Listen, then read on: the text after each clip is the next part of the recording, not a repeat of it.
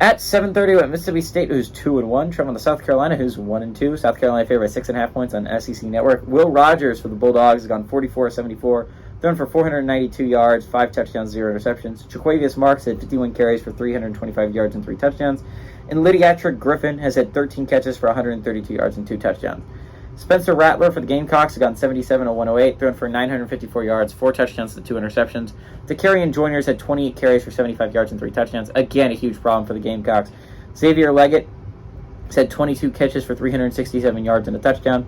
South Carolina 9-7 against Mississippi State all time. Last game went to Mississippi State though in 2019, but South Carolina has won 7 of the last 8 they've won. So to give you an idea, South Carolina is leading the series 9-7.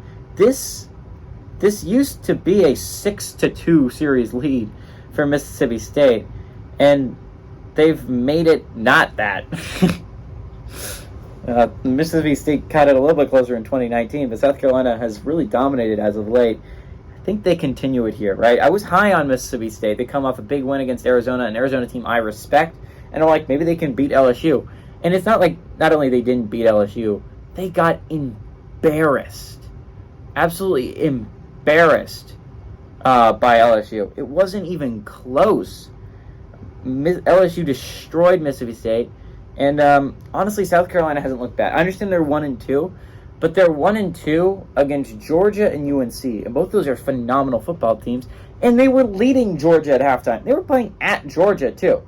That was a good football team that they were beating on the road at halftime. Now things fell off the wheels fell off the wagon in the second half, right? Obviously, South Carolina made a whole bunch of mistakes, let Georgia get back into the football game, and Georgia ends up winning it, and by a decent amount.